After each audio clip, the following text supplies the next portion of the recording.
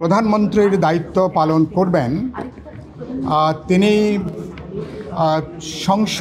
সংসদের নেতা হিসাবে একই সাথেও তিনি দায়িত্ব পালন করতে পারেন এবং তিনি লিডার অব দ্য হাউস হিসাবে প্রধানমন্ত্রীর দায়িত্ব পালনের ক্ষেত্রে বড় ধরনের কোনো অসঙ্গতি আমরা লক্ষ্য করিনি। বরঞ্চ প্রধানমন্ত্রী তিনি যদি লিডার অব দ্য হাউস যদি প্রধানমন্ত্রী হন, বরঞ্চ তাকে জবাবদিহিতার মধ্যে আনা, তাকে প্রশ্ন করা এবং তার উপস্থিতিতে সরকারের পরিচালনা নানা বিষয় প্রশ্ন করার বরঞ্চ সুযোগ অবকাশটা তৈরি হয়। এই প্রশ্নে অধিকাংশ রাজনৈতিক দল একমত।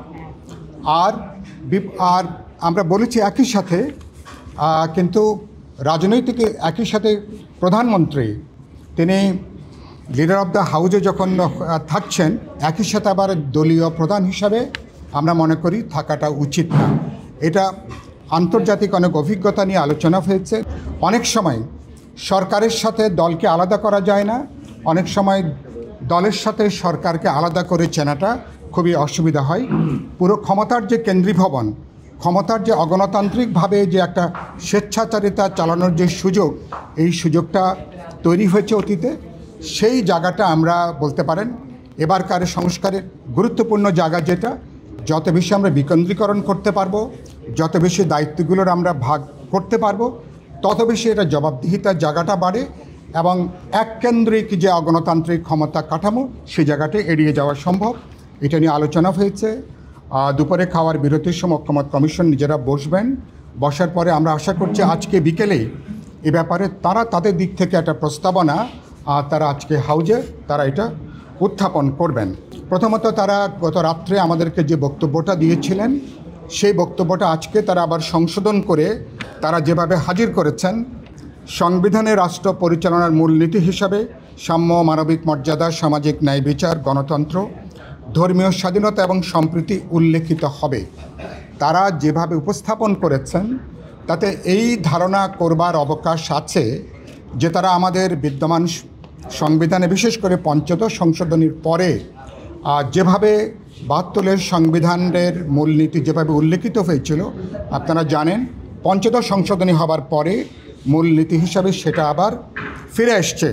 কিন্তু তাদের উপস্থাপনায় এরকম মনে হয়েছে যে তারা যে মূলনীতি রাষ্ট্র পরিচালনা মূলনীতি হিসেবে সংবিধানে যেটা উল্লেখ করা হয়েছে, মনে হয়েছে তাকে প্রতিস্থাপনের প্রস্তাবনা আকারেই তারা আজকের যে প্রস্তাব, সেই প্রস্তাব তারা হাজির করেছেন।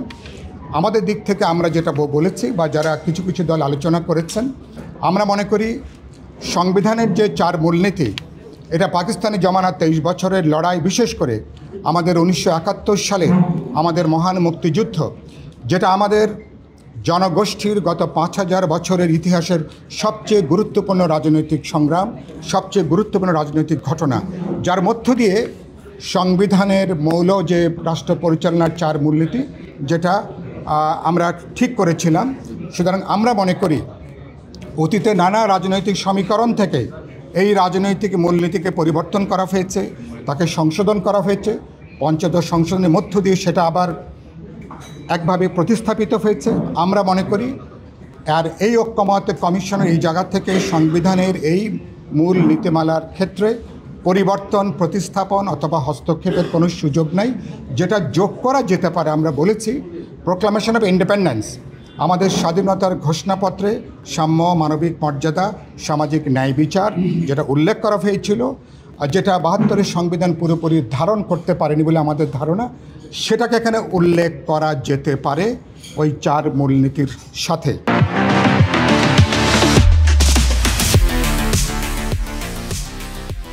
আর এর সঙ্গে তারা যুক্ত করেছিলেন যেমন গণতন্ত্র, 4 মূলনীতির মধ্যে গণতন্ত্র উল্লেখ রয়েছে।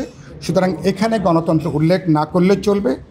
আর এখানে ধর্মীয় স্বাধীনতা এবং সম্প্রীতি, যেটা হাউজের আলোচনার মধ্য দিয়ে যেটা বেরিয়ে এসেছিল, আর আমাদের এই সাম্য, মানবিক মর্যাদা, সামাজিক ন্যায় বিচারের সাথে ধর্মীয় স্বাধীনতা এবং সম্প্রীতিকে মূলনীতির সাথে যদি উল্লেখ করা যায়, আমার ধারণা, তাহলে এই ব্যাপারে নিশ্চয়ই আমরা একমত হব।